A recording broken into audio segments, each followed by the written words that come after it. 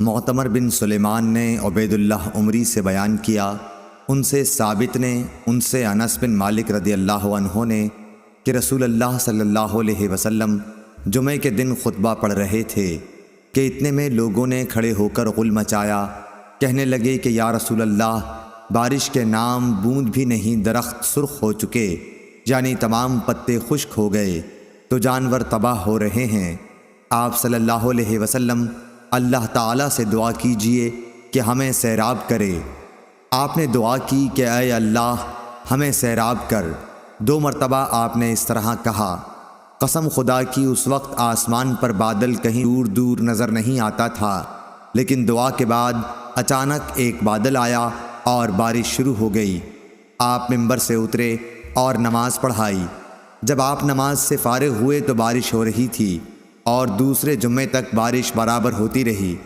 پھر حضور اکرم صلی اللہ علیہ وسلم دوسرے جمعے میں خطبے کے لیے کھڑے ہوئے تو لوگوں نے بتایا کہ مکانات منہدم ہو گئے اور راستے بند ہو گئے، اللہ سے دعا کیجئے کہ بارش بند کر دے۔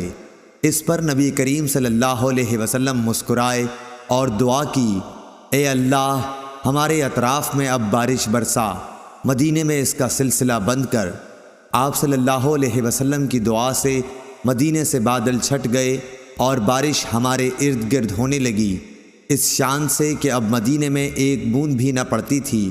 میں نے مدینے کو دیکھا، ابر تاج کی طرح گردا گرد تھا اور مدینہ اس کے بیچ میں۔ صحیح بخاری حدیث نمبر 1021۔ ابو نعیم فضل بن دکین نے بیان کیا، ان سے زبیر نے، ان سے ابو اسحاق نے کہ عبداللہ بن یزید انصاری رضی اللہ عنہ استسقاء کے لیے باہر نکلے، ان کے ساتھ برا بن عازب اور زید بن ارقم رضی اللہ عنہم بھی تھے۔ انہوں نے پانی کے لیے دعا کی تو پاؤں پر کھڑے رہے، ممبر نہ تھا۔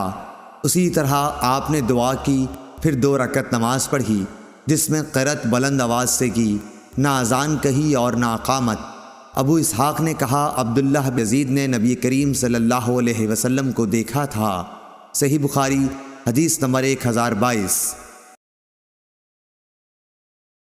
شعیب نے خبر دی، انہیں ظاہری نے، انہوں نے کہا کہ مجھ سے عباد بن تمیم نے بیان کیا کہ ان کے چچا عبداللہ بن زید نے، جو صحابی تھے، انہیں خبر دی کہ نبی کریم صلی اللہ علیہ وسلم لوگوں کو ساتھ لے کر استسقاء کے لیے نکلے اور آپ کھڑے ہوئے اور کھڑے ہی کھڑے اللہ تعالیٰ سے دعا کی، پھر قبلے کی طرف منہ کر کے اپنی چادر پلٹی، چنانچہ بارش خوب ہوئی۔